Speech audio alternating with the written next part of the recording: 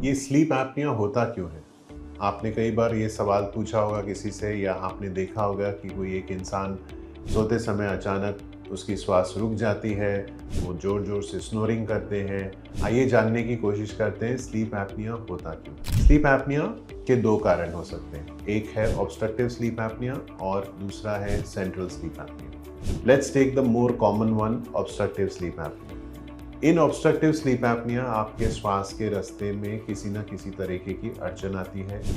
Obstruction होता है, as the name suggest, it's an obstruction. कहीं ना कहीं कुछ ना कुछ ऑब्स्ट्रक्ट कर रहा है, श्वास के रास्ते को नैरो कर रहा है, इसलिए श्वास जा नहीं पा रही है और उस कारण से एक पेशेंट को एक पीड़ित को बार बार रात में नींद डिस्टर्ब होती है, उसे बार बार अवेकनिंग होती है, अराउजल होता है, अवेकनिंग होती है और इस तरह से स्लीप डिस्टर्ब होती है। ऑब्स्ट्रक्टिव स्लीप एपनिया एक सिंपल, अगर उसके बारे में क्यों और कैसे होता है, what causes obstructive sleep apnoea.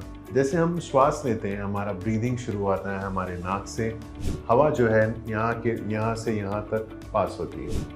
अगर आपके नाक में ऑब्स्ट्रक्शन है या आपके नाक में डिविएटेड नेजल सेप्टम है, आपको साइनोसाइटिस है, आपको एलर्जी है, तो इन सब के कारण आपके नेजल पैसेजेस जो हैं वो थोड़े से नैरो हो जाते हैं।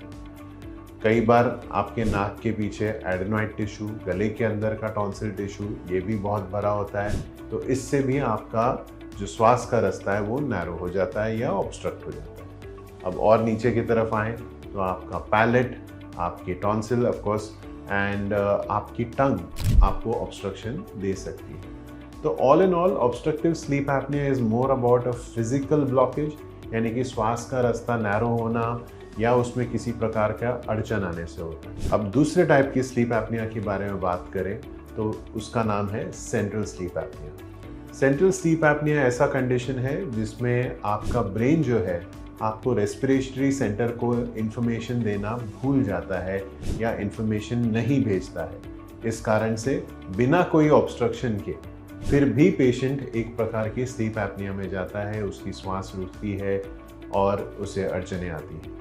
ये सेंट्रल स्लीप एपनिया जनरली एक प्रकार के स्ट्रोक या किसी प्रकार के ब्रेन कंडीशन जिसमें ब्रेन का फंक्शन ऑल्टर हो जा रहा है उसमें देखा जाता है। तो ये आपने अभी समझा कि स्लीप एपनिया 2 टाइप के होते हैं, एक ऑब्स्ट्रक्टिव स्लीप एपनिया और सेंट्रल स्लीप एपनिया। सो स्नोरिंग का आवाज़ आना कई बार हार्मलेस होता है, कोई थकान के कारण होता है, you have not slept for a long time, एक स्नोरिंग का आवाज़ आ सकता है।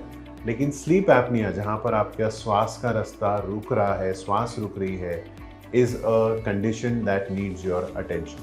So if you feel that you are feeling tired during the day, you are having daytime somnolence, आपकी सेक्सुअल परफॉर्मेंसेस में फ़र्क पड़ रहा है, ओवरऑल इरिटेबिलिटी है, सर में दर्द या आपको कोई चीज़ें अच्छी नहीं लगती हैं, डिप्रेशन जैसा लगता है, ये सब आपके स्लीप एपनिया के कारण हो सकते हैं। सो अगर आप ऐसा कुछ महसूस कर रहे हैं तो तुरंत अपने डॉक्टर के पास जाएं और अपना इलाज कराएं।